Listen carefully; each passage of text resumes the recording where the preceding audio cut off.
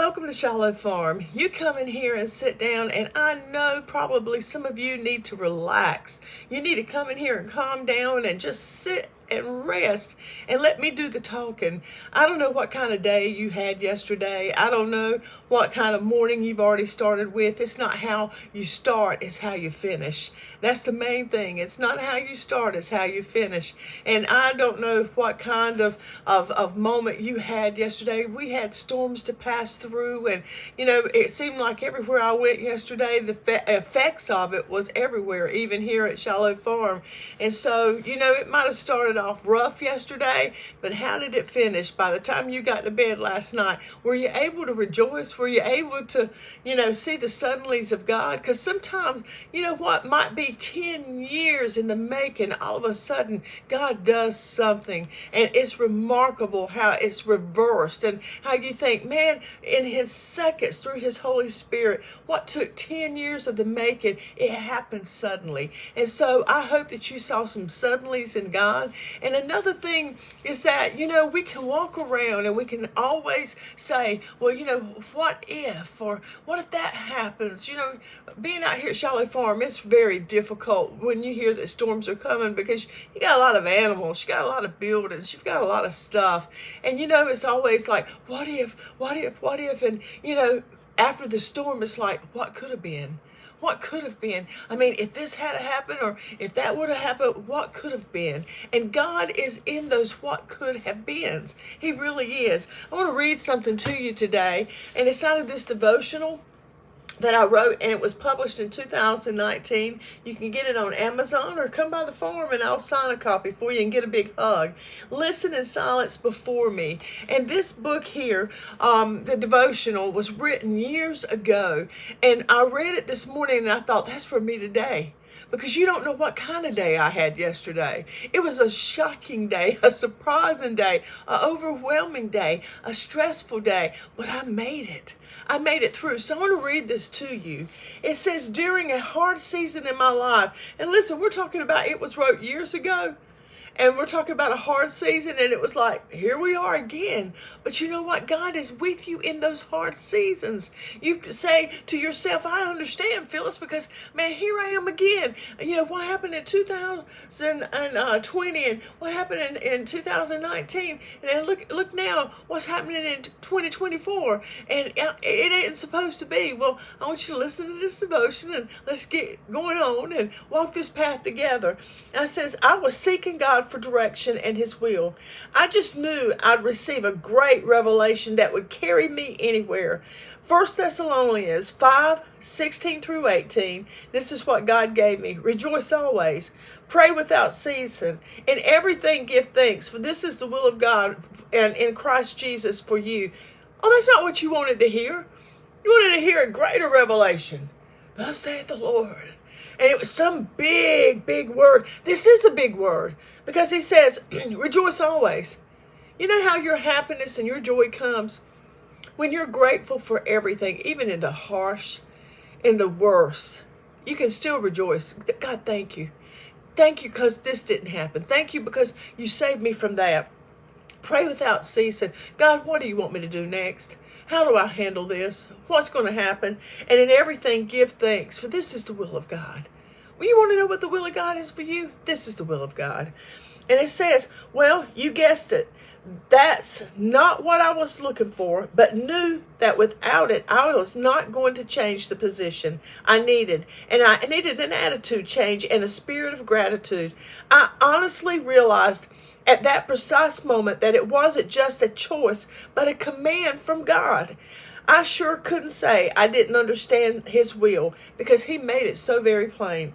No matter what direction or the situation I find myself in, these are the guidelines, and it's a decision I have to make, and I have to be determined.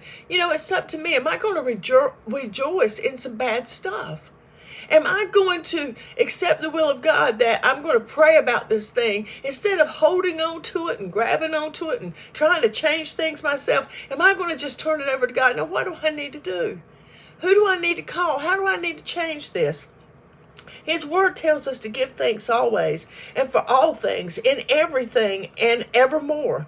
We can't argue with that or try to sugarcoat it. It's made very clear for us. I'm learning that if I go to prayer first, I'm not wrestling with it all day. Hey, I challenge you in that.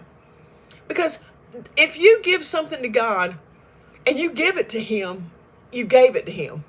But we want to hold on to it. We want to fish it back. We want to claim it as it is ours. We can rejoice because we know that we can trust Him and know that He's going to do it. That's how we walk that path out. And it says that peace begins to rule instead of fear and anxiety. I could see God's provision and blessings when before all I could see was lack. Joy and contentment replaced the dread and my outlook on my future. When you give something to God, you begin to have peace. You don't dread, well, look what happened to me, and look, how am I going to get out of this? And it just demolishes all of that. My speech began to change, and I knew that everything that life had and everything that was good would come from Him. It was from His word that He said that this was His will, and this is what I would walk into it. And I felt a peace about that. And the revelation was not what I was expecting, but it was what I needed. When you get a word from the Lord and you look in His word and say, God, I need this, it's like, wow, that's not what I was looking for. I needed something greater, but that was the greater. That was the best. And it carried me in places I never thought to adventure. I want to talk to you about my yesterday. I want to tell you how I handled it. Years ago that was written, and so you would think, okay, all right, I should have it together. And we knew that I had a doctor's appointment yesterday, and everybody was praying for me. They were checking in on me, and my granddaughter, she was in the waiting room, and she said she just knew that I'm okay. I walked through those doors, and I'm great because I'm cancer free. And she just knew that everything was fine. And and I walked in, and I had the peace of God. And but before I got there, we had that storm to come through, and I didn't know the damage. So I wake up in the morning, and I go and feed up, and when I go feed up, I notice a horse shelter is not in the pasture. And I thought, where did it go? I had no way of seeing it in sight. And I kept looking and looking. I was looking out in the woods. I was looking at my neighbor's house. I was looking everywhere. Where did the shelter go? And oh my goodness, what has happened? Has something got hurt? Any of my horses or animals? And I was panicking. And after a while, I saw where the shelter had come from one end of the farm to the other side, and it had landed in the pasture of where Hummer, the blind horse, is, the baby llama, the mama and daddy of the llama, and another horse, our favorite riding horse, Lindsay. I took off over there panicking. I said, oh my goodness. I saw that. I saw the debris everywhere. I saw where the other two horses, it had took down the fences, and the horses are standing in the pasture. They haven't moved, and debris is everywhere, and I am panicking. And I thought, oh my goodness. I started calling my daughter, my other daughter, and son-in-law, and they started running over here and helping me put up some fence and all. And I knew that we couldn't touch anything. None of the horses or anything was damaged. And I was saying, okay, I'm going to cancel the doctor today. I'm not going to the doctor. I got to get up with the adjuster. I was panicking. I was in overload. Because you know what? Even though the Lord is healing my face and God is working with me through all of this cancer journey, my strength is not up to par. My thinking, my reactions are not up to par. Oh, I'm not trying to give a sad story. I'm just telling you that after you go through trauma with your body, that you have to walk out and build yourself up. And the doctors keep reminding you, listen, you can't come through this overnight. You don't go spring back into what you were doing before because you're not able. But that's what I try to do. And I see that it's not working. And so everybody was around me yesterday and they were trying to help me. And, finally we got things in order just enough that I said, okay, I'm going to the doctor. And I just knew I was so weak and I was shaking so bad. I hadn't had anything to eat. I was in overload. And I thought, you know what, if I just got through this, I got to get up with the adjuster. If I can just get to the doctor, and I know that's the good news, get that behind me. And I walk through those doors and they do a cancer scan. And, she says, you're going to hear this and you're going to hear that. And don't be alarmed. You're going to be fine. And then she said, this is benign. That's benign. Cancer. This is benign. That's benign. Cancer. And I thought, no.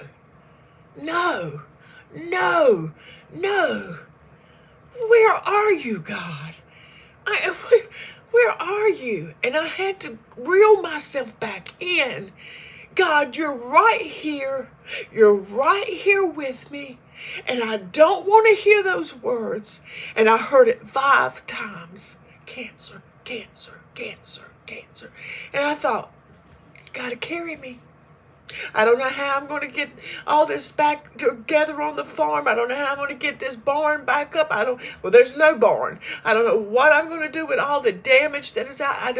And I was sitting there and I thought, and I kept hearing her say cancer. And I said, God, you got to reel me in. Holy Spirit, you got to stop me right now. You got to stop me. You got this. And I just was meditating inside. And I said, you got to calm me down. My heart was racing. I was overwhelmed. And I said, you got to stop this, God. You got to stop this. And when she started telling me the procedures and everything they were going to have to do to remove the cancer, she said, again, you're silent. Because last time, that journey of cancer took me through 4 major surgeries. Took me out of my home, out of the ministry, out of everything. And all I could think of is, here we go again. And she says, we can do everything in the office.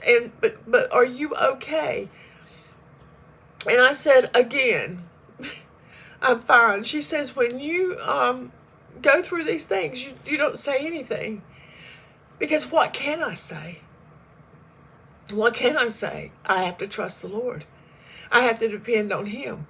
Well, to let you know how everything ended, it ended tough in the morning, but great by the end of the night.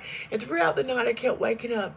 I thought about, before the storm, what if? Well, you know what? What could have been was after the storm, because that building could have hit both of my vehicles and house. The path that it took, it was just a few steps away from not hitting. And then what could have happened? It would have landed in my golden retriever and lab kennels and would have destroyed them. And what if it could have, gone another direction and it could have killed the horses and everything that was in the pasture? But listen, it stopped. When the building went up into the air and hit the ground, it picked back up. You can see the trail of it, and went and hit the other building right at the corner and just knocked it off its foundation. Very little that was easy to fix. And immediately, I had a dear friend to come out, and he's able to, help me clean up the stuff. And the adjuster's coming this morning, and I want to tell you something. The what ifs, yeah, it happened. Oh, what ifs was what I was thinking was even more major. But this was fixable. It was doable.